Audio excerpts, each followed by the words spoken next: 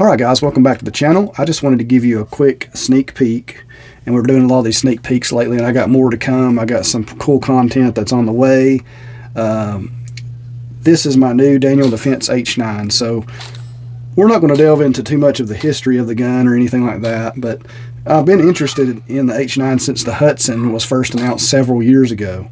So that's what I finally got to the point where I worked up enough, I guess, courage to take the leap, because there's been several issues with the Hudson in the past, and the Daniel Defense released the newer version. It had some teething issues. I was a little worried about it. And let's get into the pros and cons of kind of what I think about this gun so far. I've only got a few rounds through it. I'll show you some footage of me shooting it, maybe some footage of the gun itself, and kind of give you my thoughts and impressions on it, and kind of show you kind of what I think about it. But yeah, there's so much I could say about it. It's kind of hard to know where to start. Both good and some that's not so good. And but for the most part, I think it's extremely cool. And I don't know if as I shoot it and as I work on this project, as I'll learn to love it and definitely want to keep it, or one day I'll want to give it a new home. But I definitely wanted this, and I definitely want to try it out. I want to kind of work on it a little bit. I wanted to try to make it into something a little better than what it was out of the box. So that's kind of why I bought this gun. So that's kind of where we're at with it. I guess the one thing I want to say right off the bat is the gun is smaller than what a lot of people think it is. Even though it's not tiny, it's definitely smaller than what a lot of people think. A lot of people are like, why would you buy this when you can have something like a Prodigy or something? And it's because the gun is quite a bit smaller. It's hard to tell, but it's quite a bit smaller than a full-size 2011, and it still holds 15 rounds, so it almost holds as much as the Prodigy here, but it's quite a bit smaller footprint. I don't know if you can really tell on camera how much smaller it is, but the grip for a 15 round grip is pretty thin. I mean, it's fairly like if you look at this Hellcat that holds 11 rounds, the gun is not much larger from the back than the Hellcat that holds 11 rounds, and this one holds 15, and the thickness is pretty close to the same, which is kind of interesting. And with this, I got this funny looking comp on here just for fun, but yeah, I was testing that out. But with that comp on the end, it's basically the same size as the Hellcat, almost perfectly. Kind of interesting with that comp. So yeah, the gun is fairly small, because this is the small Hellcat, and like I said, it's almost the same size as it, even in thickness, which is something a lot of people don't, I think, get about the Daniel Defense. So they kind of miss the point of what it's supposed to be. It's supposed to be, in my opinion, what Daniel Defense was going for. I don't know about Hudson, because Hudson's was a little bit heavier because it had a metal grip, and this is aluminum grip. But I think what Hudson was going for was a 1911-like, smaller, compact carry gun. So that's what they were kind of going for, that held a decent capacity, you know. And I think it does what it's supposed to do. It meets the goals I think it's aiming for from Daniel Defense. And you know, although it has shortcomings in several ways compared to other platforms it's trying to kind of mimic and kind of blend into, it does have its shortcomings. It does hit the mark of what it's trying to do, I think, fairly well. So that's pretty cool. And I kind of wanted to mention that first because, yeah, it is quite a bit smaller than what most people think. So when they look at it, I think that's a full-size gun, and it's really not. Like, it's pretty concealable, and it's fairly well balanced. I think a lot of people miss that too. When you hold it in your hand, it feels good in the hand, whether you have medium hands, small hands. I think large hands may feel a little bit uncomfortable with this gun, but like the same way you would like a medium-sized Hellcat or something, you know, they're going to feel a little bit like this is a little bit small, but it still feels pretty good in people's hands that are got larger hands. I don't really have larger hands, but I've heard people review it and say they like the way it feels in their hands because it's just big enough to kind of feel your hand, but small enough to kind of fit smaller hands as well. So it's really ergonomic. It feels really smooth, and so I really do like that. Let's put this Prodigy up real quick. So we can talk about some of the pros and some of the cons. Okay, the pros that we've already kind of mentioned is it's really thin. I really do like that. It's thinner than a 2011. The grip's thinner than a 2011. It's all metal. One of the pros is you get rid of the grip safety. You don't have to worry about that. This does not have that like a 1911, so you're not having to worry about actuating that grip safety. You get rid of the manual thumb safety, which for newer shooters or untrained shooters may be a huge advantage. And there's pros and cons to getting rid of those two safeties in this type of platform. And a lot of the pros you'll find out that come along with this has cons that come along with that pro. So it's kind of like a balancing act. What are you going to do? So the pros is it don't have those two safeties, which makes it easier for, like I said, a beginner. The negatives are that you have to put those safeties into the trigger mechanism itself. You have to make it more like a Glock. So I don't know any better way to put it, but it is more like a Glock in the internal safeties it has inside. It has this hinged part, which some people do not like. I don't mind it, but I do think it makes it feel more janky, if you will, a little spongier than a standard 2011 or 1911 trigger. So that's a disadvantage. But when you're shooting it fast, I do find that it does act very much like a 1911, 2011 trigger, especially on the reset. So that initial pull feels a little bit spongier, a little bit longer, just a tad bit longer of a take up, with that dingus having to be pressed first, I think is what adds the most of the extra take up. But it's very lightweight, and it just feels a little bit cheaper than a standard 1911, but it is very 1911 like. So that's cool, and I will say that I do like that that it mimics the 1911 so well.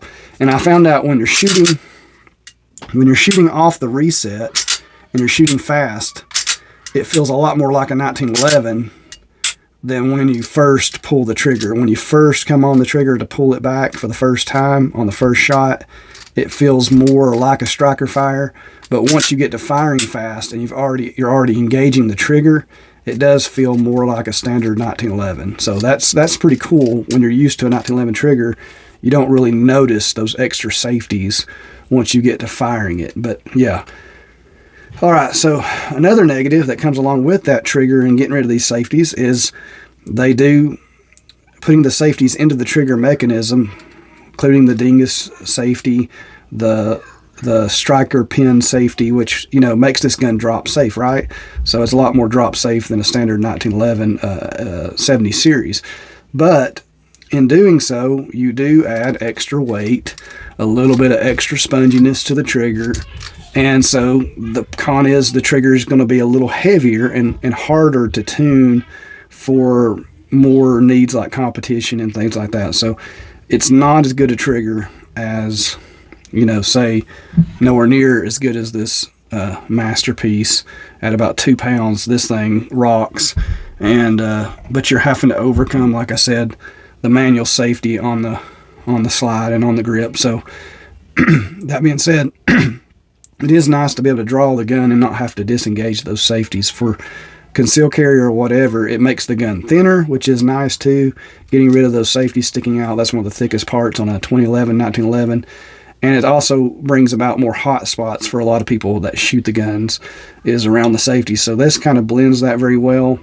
This is the updated H9, so I think they've thinned out the beaver tail a little bit to make it have less hot spots. And the gun does feel extremely well in the hand. It does not hurt you at all to shoot. So I do like I said, the ergonomics are great. I do like the ergonomics very well.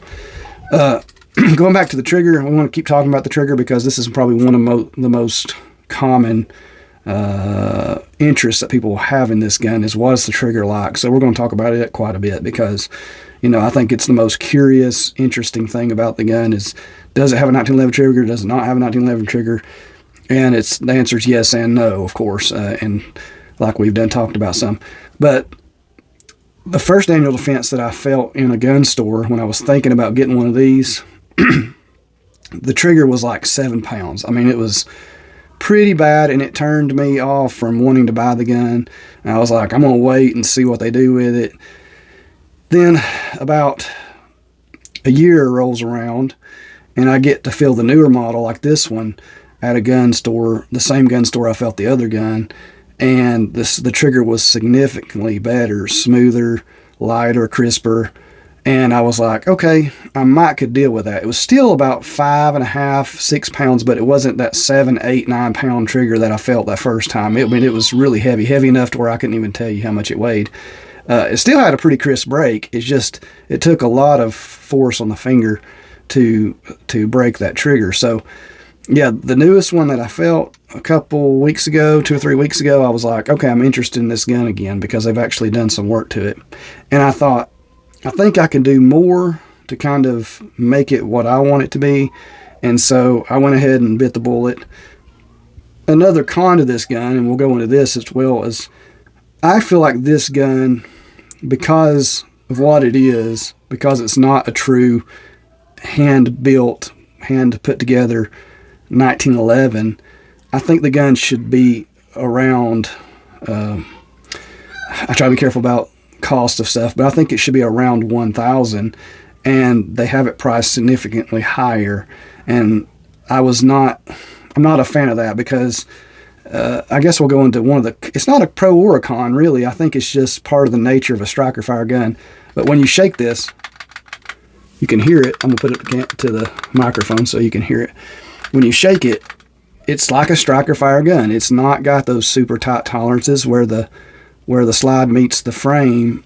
It's just cut out with machines and put together, and that makes it more reliable. And it's very accurate. Don't get me wrong, it's very accurate, but it's not a 2011. And so I think anytime you go over that 1,000 mark with a gun like this, it's kind of really hurting your ability to sell it. So I found this for significantly cheaper. It was on clearance, and I was very happy with this price. I was like, okay, I'm finally going to just, pull the trigger, so to speak, on this gun and take one home with me. And I had one delivered to my FFL, and here we go. So yeah, I was pretty happy with the price. It's still a lot of money for a gun like this when you can buy guns that do the same thing for, well, almost the same thing. They don't have the unique style and flair and I guess engineering of this gun, but you can do guns that will get the job done for a lot cheaper than this. So that I do understand, but I do think the price that I got this at made a lot more sense than the price that they're actually listed at in most places. So one thing we was able to do, I need to hurry up because I'm taking too long for initial impressions, but one thing I was able to do was I changed the firing pin spring, safety plunger spring, for a CZ 75 spring, I think it was. I had it laying around in my collection of stuff that I keep, and I changed that plunger spring out, and the gun's trigger dropped about 1 pound. So we're at about 4.5 pounds for the trigger pull, which is almost perfect for a concealed carry piece. To me, anything over 5 pounds on a concealed carry gun is going to limit your accuracy and your speed unless it's done exactly right and tuned exactly right. Anything over 5 pounds just makes it a little more difficult. A 4.5 pound trigger is very good, especially one with, that's not got a whole lot of take up like this one. And once you run it, it starts feeling very much like a 1911 trigger. It makes this very nice because a lot of 1911s come with 4.5, 5 pound triggers. Even staccatos, the staccato C, the staccato P, a lot of them come at about 4.5, 5 pounds. So this trigger feels almost as good as those. And if I had to guess, I would say that where I got this trigger at now with very little effort is as good as the new Staccato HD's trigger in the sense of how it feels, and you don't have to worry about the manual safety. You've got all these striker fired safeties that work very, very well. And I don't think we compromise the safety in any form or fashion by doing what we've done to this thing. One negative I have to say as well is when I got the gun, the mag release was dropping the magazines most of the time, but when I pressed it a certain way sometimes, I would have to almost press it twice to get it to drop. And so I had to go in here into this button here and take this out and clean it up. It must have had a burr in it or something that was causing it to kind of hang up if it wasn't pressed properly. And in IDPA and things like that, you can't have that happening, because that can really frustrate you and really hurt an otherwise pretty good stage if you have those hang ups. So we cleaned out the inside of this machining on the mag release, and I think we've got that worked out no problem. So the issues I had with it, I've only shot about 20 rounds through it. That's all I've had the chance. It's raining today. I had a quick chance to shoot it yesterday, so we just ran a few rounds with it and just to see how it worked. It was kind of a first impressions, see what needed to be worked on, see what, how it felt in the hand. So, yeah, we've got those two little problems, which was just the trigger being a little too heavy and this mag release kind of catching a little bit. I think as we break it in, as we shoot it more, I think the gun will be exactly where it needs to be. I don't want to mess with it too much because I might carry this gun, so I want to make sure everything I do is tuning it for concealed carry. So that's kind of where we're at. If you had to guess, you can probably guess if you watch my channel, I should say, that we may put some inline ports in this, because I've yet to see anybody do that with a Daniel Defense, and I think that it will really fall in line with how this gun is supposed to be. One thing they market this gun as is a super flat shooting gun, but because it's not really a real heavyweight gun, and because the slide is fairly light, the grip is not very large, and like I said, it's not really that heavy. It's heavier than a Glock, but not by much. It's still snappier than you might expect. A lot of guns like this will give you false expectations. You think, oh, it's super low bore axis, which they've talked about. Yes, it's a lot lower bore axis than a standard 1911. Yes, it's a little flatter than a standard 1911. But this gun is still snappier than you may expect.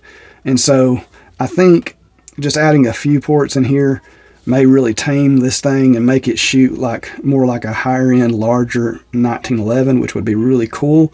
So we may do that here shortly, and that's just a sneak peek of or talking about something that is to come.